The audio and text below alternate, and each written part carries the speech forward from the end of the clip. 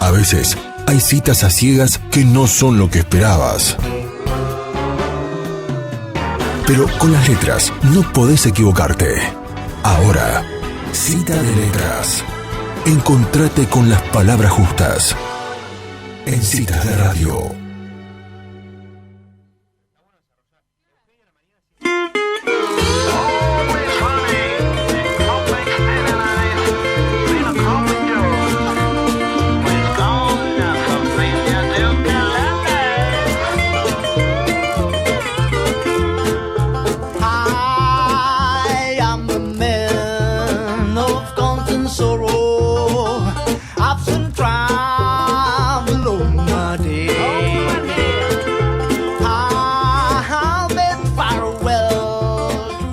Bien, y en Citas de Radio llegó el señor Letras. ¿Cómo andan? ¿Cómo estás, Celso? Un poco desplazado hoy, pero bueno, acá estamos. No, acá te estamos. sientas. Bueno, es así, la vida encima es así. no fue la ¿Me están queriendo decir comparación algo? más no, jamás. No fue la comparación más No me feliz. tiraron Yo lo mueble.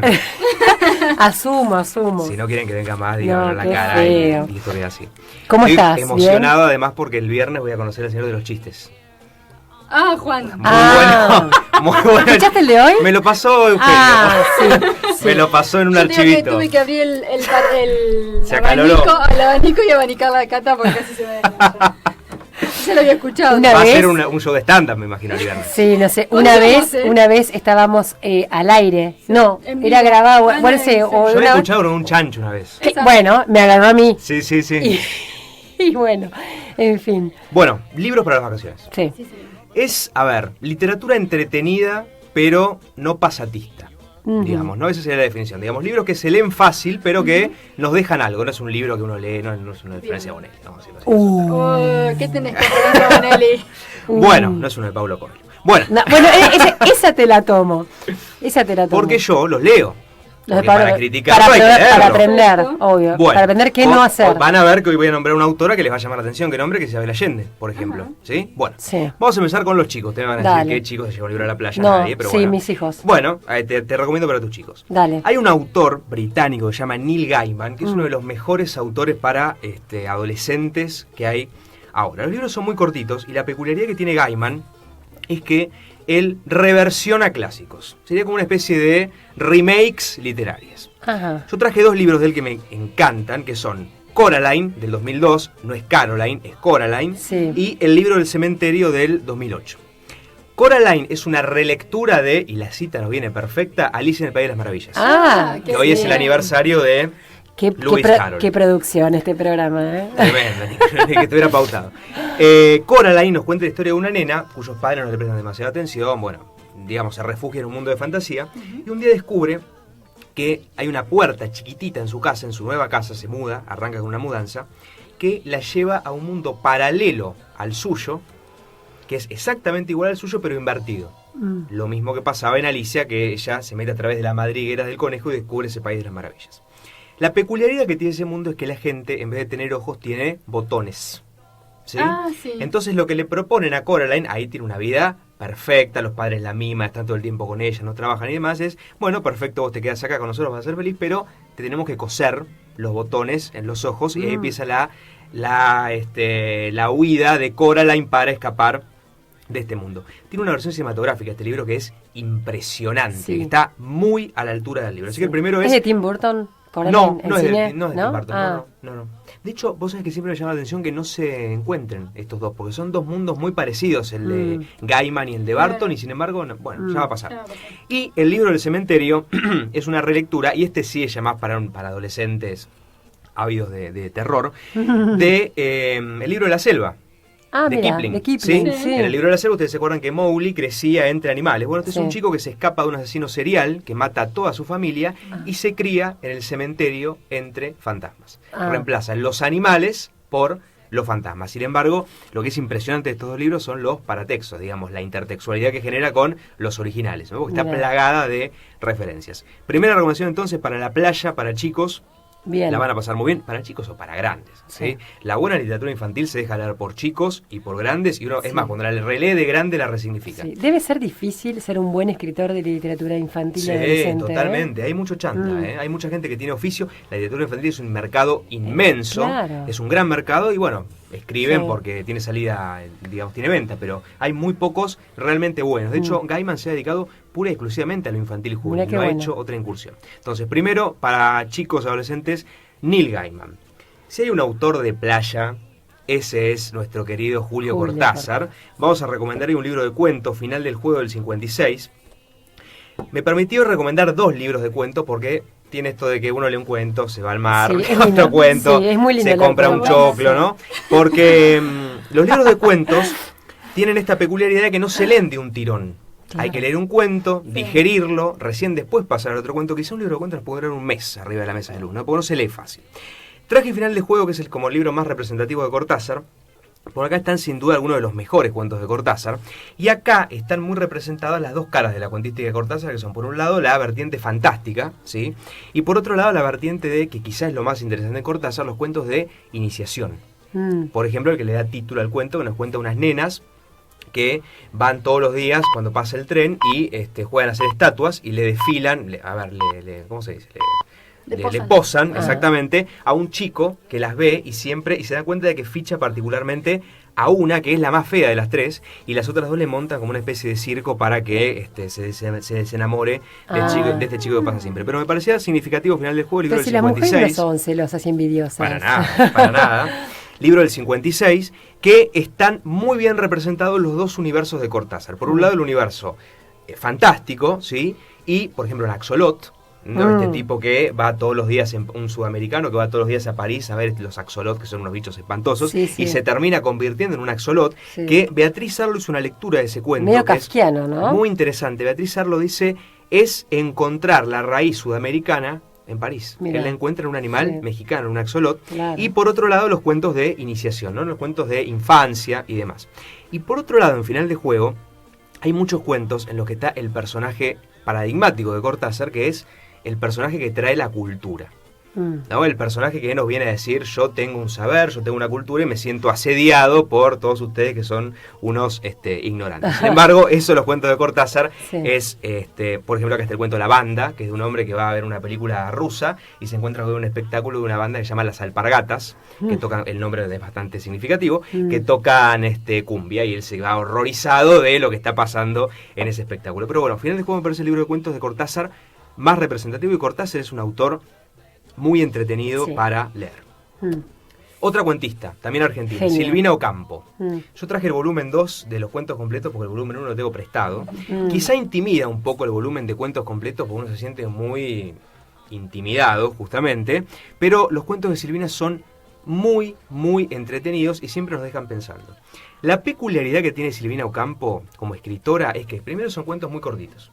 1 a 2 páginas por cuento. Se leen enseguida. Y hay una cosa que a mí me intriga mucho de Silvina Ocampo y me fascina al mismo tiempo, que es que en los cuentos de Silvina Ocampo siempre hay 2 historias. Por un lado está la historia de la anécdota central del cuento, digamos la anécdota, lo que pasa en el cuento, y por otro lado está la historia del narrador con esa anécdota. Pero no a nivel Borges, ¿no? Borges tiene un recurso que es muy usado en sus cuentos, que es un día estábamos con Bioy en tal lado y me contaron estos puntos y lo reproduce. Los narradores de Silvina están muy metidos en la historia y tienen mucho contacto con todos los personajes de la historia. Hay un cuento, por ejemplo, que se llama La Boda, en el cual una nena le quiere caer bien a una más grande. Entonces para eso le pone una araña en el pelo del tocado de la novia del día que se va a casar, y la araña la pica a la novia justo cuando está parada frente al altar y la novia cae desplomada frente al cura. Es la historia de la araña en el pelo, contado por mí es una pavada, pero en Silvina es magia, como si, dígame que no, que está bueno, contado por mí también. No, está buenísimo, te estamos escuchando y muy es la bien. historia de la nena que le quiere caer bien a la otra. ¿Se entiende? Siempre está esa bifurcación entre narrador e historia contada, que es fascinante. O sea que Silvina Ocampo, otra muy buena opción para la playa, o para la quinta, o para la pileta, para ustedes quieran. un clásico, clásico de los clásicos. Que nunca uno se cansa. Que nunca uno se cansa y bien romanticón, Sí. para la que en las vacaciones se quieren despejar un poco. Orgullo y prejuicio de Jane Austen, del año 1813. Una genia. Jane Austen, traje todos libros que se consigan. ¿Sí? Esa fue como la premisa. Que uno vaya a la librería, lo pida y esté. Claro. Jane Austen se ha reeditado hace muy poco. Y todas sus novelas se mueven como en este doble juego de orgullo y prejuicio, sentido y sensibilidad, Sí. ¿no? Siempre un personaje que representa una cara de lo que dice el título. Y en este caso lo que vemos es la sociedad londinense de la década del siglo XIX, como una familia se queda huérfana, se muere el padre y la madre está desesperada porque cada una de sus hijas se case con el se marido casen que bien. más le convenga Sí. para seguir manteniendo la alcurnia que tiene esta familia. Es una lectura fascinante y muy entretenida, ¿sí? Prioricé que fueran libros que uno no sintiera tedio y los dejara a un Claro. costado y se olvidara. Bueno, ¿se animan a la literatura erótica? Sí, Traje sí. dos propuestas de literatura Sí, a erótica. ver. La primera es como la más tranqui, que es Jaime La mujer Bailey. de mi hermano de Jaime Bailey. Mirá vos, Es La un libro mujer- del 2002. Mirá vos, Jaime Bailey. Yo siempre pensaba porque no le puso mi cuñada, pero sonaba por ahí medio No, tira de no, lo Nadarini mismo. y Brandoni. Claro. La mujer de mi hermano suena Lo que pasa es que acá está la mujer. totalmente. No es lo mismo la cuñada que la mujer. Esta tiene tintes eróticos, pero es básicamente una historia romántica, ¿sí? Pero los tintes eróticos están y son muy, muy interesantes. Que siempre el erotismo pasa por cómo está contado, Sí. que por otra cosa. Y Jaime Bailey, todos lo conocemos porque es un presentador de televisión, no nadie lo conoce tanto como escritor, pero es un escritor Sí. muy bueno. Y es periodista. Esta novela tiene 500 páginas y es eso. 2 hermanos y una mujer. A lo largo de 500 páginas. Y vamos viendo cómo la posta de ese triángulo va pasando de uno a otro. Es una novela impresionante desde su construcción, digamos, cómo de semejante economía de recursos logra contar una historia tan bien contada. ¿sí? Mirá qué Por eso bueno. traje esta Sí. novela. Y la otra propuesta de literatura erótica que les traje es Las edades de Lulú, de Almudena Grandes. Sí. No es la mejor novela de Almudena Grandes. Almudena Grandes es una escritora española. Esta novela Sí. es del 89. Después de esta publicó muchísimas novelas y muchísimo mejores que esta, pero uno le tiene cierto cariño porque es la primera novela y es muy buena novela. Las otras son imponentes, pero esta es muy buena y nos cuesta justamente eso, el itinerario de iniciación, digamos, de Lulú. una adolescente española, finales del franquismo. Es muy interesante el contexto político y cómo la política, ¿se acuerdan que en Martha Lynch decíamos eso? Cómo la política se mezcla con la intimidad, digamos, el erotismo no es gratuito en esta novela, sino como vemos cómo las dos cosas van de la mano y cómo una determina a la otra. Versión cinematográfica tiene, pero es pésima, así que Vamos a leerlo. el libro. Vamos a una Argentina ahora y esta sí que Sí. es bien de playa. Pero ella es directora. Es las dos cosas. Ah. Y lleva al cine sus propios libros. Ah, mirá vos. Una Mirá cosa qué bien. Una rarísima. autogestionadora Sí. de sus... Pero mirá vos qué sabés bien. que es raro porque ahora lo comento bien. Lucía Puenzo Sí. es la hija de Luis Puenzo, el director de la Historia Oficial. Ella se da a conocer como escritora con este libro, El Niño Pez, Ah. ¿sí? Que es el primer libro que publica, que está narrado por un perro. Es una peculiaridad impresionante cómo se permite ese juego con un narrador. Pero a mí el que me gustan todos sus libros en realidad. Me gusta mucho Guacolda, que fue el último que publicó. Sí. El que más me gusta es este, La maldición de Jacinta Esta Pichimahuida. Pichimahuida. Un libro ya les digo, del 2007. ¿Por qué me gusta tanto este libro? ¿Se acuerdan que en una época había salido en los medios que todos los actores de Jacinta Pichimahuida habían sufrido una especie de mal? Sí. Todos habían terminado robando, muertos, se habían suicidado y sí, demás. Ella toma justamente un material tan bastardo como puede ser esta, una información sensacionalista que dan los medios, para construir una novela impresionante. Esta novela está contada desde el punto de vista de Pepino, que era un extra del programa Señorita Maestra. Ah, No calificaba, porque aparte se Claro. establece toda la categoría que había, porque Pepino Obvio. ni siquiera levantaba la mano cuando decía, no tenía ni nombre. claro, Pepino. claro. Era cartón pintado. Era vale. cartón. Entonces, lo que pasa es que Pepino, después de muchísimos años de haber llevado una vida muy triste, porque su madre lo impulsaba a que fuera actor, él no quería ser actor y de repente se vio involucrado en semejante éxito. Y además nos cuenta la relación de la madre con Santa Cruz, que parece que lo acosaba bastante para que le diera, por ejemplo, para que le pusiera nombre a Pepino. Y ahí Santa Cruz le dijo, bueno, listo, Pepino, te vas a Pepino. llamar acá adelante. Y él se reencuentra con una chica de Señorita Maestra y ella le dice, ¿te diste cuenta que todos estamos sufriendo algún tipo de mal, que a todos nos pasa algo? Y la novela, la premisa que tiene, que me parece muy interesante, es cómo Santa Cruz sigue escribiendo la vida de estos chicos a pesar de que ya no sean sus actores. Digamos, cómo ella parte de algo real y construye ficción, y cómo en la ficción después se mezclan de vuelta esos dos términos, la ficción y la realidad. Es imposible que Santa Cruz, que además ya está muerto cuando la novela transcurre, siga escribiendo, y sin embargo a ellos los guía esa premisa. Y además uno ve todo el backstage del programa de televisión. Es como que Santa Cruz desde el más allá va tejiendo sus destinos. Totalmente, esa es la premisa de la novela. Mirá, Totalmente, es una novela impresionante y además divertidísima, ¿sí? Es para las vacaciones. Sí, aparte nos vamos a encontrar con personajes de nuestra niñez. Totalmente, que bueno, mucha gente la lee a partir de eso, de un programa, y además parece que la serie yo no la veía, yo veía la de Carita de Ángel, porque la remake. Porque vos sos más chico, claro. Yo sí la veía. Parece que tuvo 2 versiones. Bueno, sí. Tuvo 2 versiones. Sí. Entonces, una con Evangelina Salazar. Totalmente. Y otra con la actriz Cristina Lemercier, que falleció. Totalmente. Sí. Y acá está el suicidio de Cristina Lemercier. Está el suicidio de Cristina Lemercier, está el suicidio de la que hacía de Telvina, que ellos Telvina van Batallanes, corriendo pensando que era su compañera y era la del ciclo anterior. Es divertidísimo cómo todo el tiempo se mezclan estos dos términos, ficción y realidad. Bueno, vamos terminando. Pasamos de divertirnos a sufrir. Si quieren sufrir un rato les voy a recomendar esta novela. La isla bajo el mar, de Isabel Allende. Novelón. Isabel Allende nombramos hace un rato a Coelho, a Bonelli y demás. Son bestsellers. Y uno no tiene que tener tanto prejuicio porque si se vende por algo será. Obvio. Hay que en todo caso leerlos y sacar algo de ahí. Eso es muy Stephen King. Stephen King también es un gran bestseller. Por eso. Bueno, y él defiende a muerte bestseller. Totalmente. Obvio. Digamos, no hay por qué pensar que una novela que vende menos va a ser buena y una que vende mucho va a ser mala.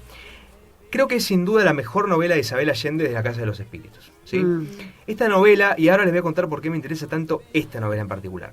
Cuenta la historia de una esclava haitiana en el siglo XVII, ¿sí? Una esclava que, a diferencia del resto de las esclavas, tuvo muchísima suerte porque tuvo un patrón que fue bueno, digamos, tuvo un destino diferente al de las demás.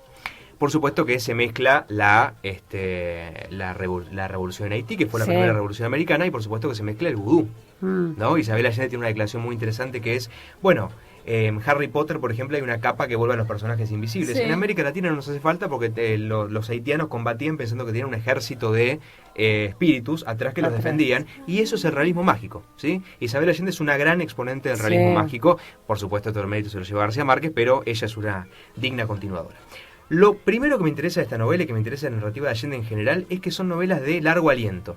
Digamos que nos arranca contando la vida de un personaje desde que nace hasta que se muere, ¿sí? Y además es una autora que se permite jugar mucho con los personajes. Generalmente cuando uno lee un libro está acostumbrado a que haya un protagonista único, indivisible, y que el protagonismo se mantenga a lo largo de toda la trama. Acá no.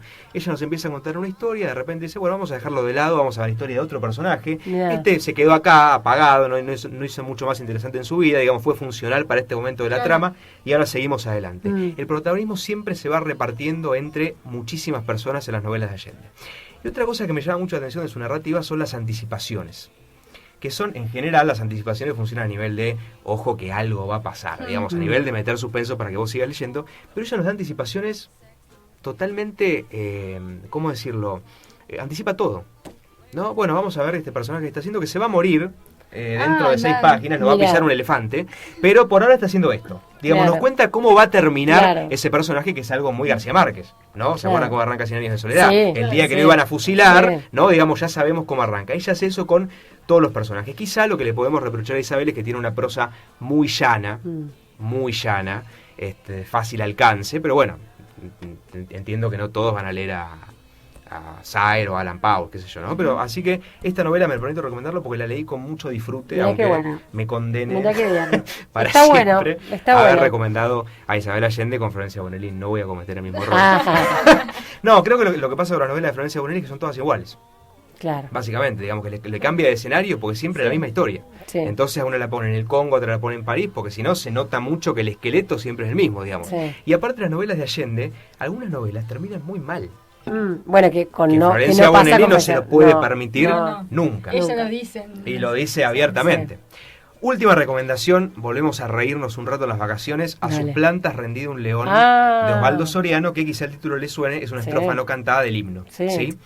Esta novela es del año 1986, o sea, 4 años de la Guerra de Malvinas, y nos va a contar la historia de un cónsul argentino que está perdido en un país africano, perdido porque nadie le atiende el teléfono, porque lo único que tiene es un cuadro de Gardel colgado en la pared, que se entera 4 años más tarde de la Guerra de Malvinas y No. le agarra un ataque de nacionalismo que se pone a luchar contra los africanos que están en esa isla. Acá Soriano es una novela muy valiente en el sentido de que fue publicada muy poco tiempo después de la guerra. Sí. Digamos, uno se permite reír, entre comillas, de ciertas tragedias cuando ha pasado mucho tiempo. Soriano se permitió hacerlo en un periodo de tiempo muy corto, pero en definitiva estaba hablando de ese nacionalismo que había envuelto a todos y que en realidad estaba justificando una guerra de lo más absurda, ¿no? Totalmente. A sus plantas rendido en León.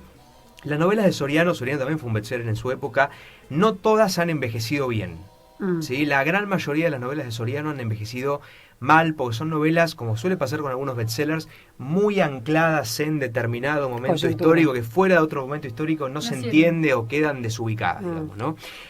No es el caso de Sus plantas. Sus plantas es una inmensa novela porque en definitiva está hablando de algo más que la historia que cuenta el libro, que es de La cuando ciudad nos de- dejamos llevar por Sí. un impulso Sí. que no es nuestro, sino que nos Irracional, viene ¿no? de otro lado, ¿no? Así que es una inmensa novela porque además es muy graciosa toda la reconstrucción que hace de este pobre tipo que está perdido, que se lo olvidaron en un país de África y que está defendiendo, no se entiende muy bien qué. ¿Qué? Qué bueno. Bueno, así que esta fue mi propuesta para las... Qué bueno. Buenísimo. de De todo un todo. poco, humor, Eso te iba a amor, decir. erotismo. No traje policial porque ya lo habíamos recomendado, No, terror buenísimo. para chicos, de todo.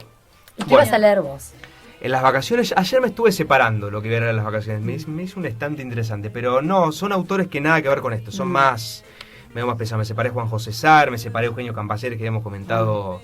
Autores que ya leí, pero que quiero volver a leer. Muy bien. Bueno, Genial. muchas gracias. Gracias a vos, Elsa. Dale, el viernes voy ahí, por supuesto.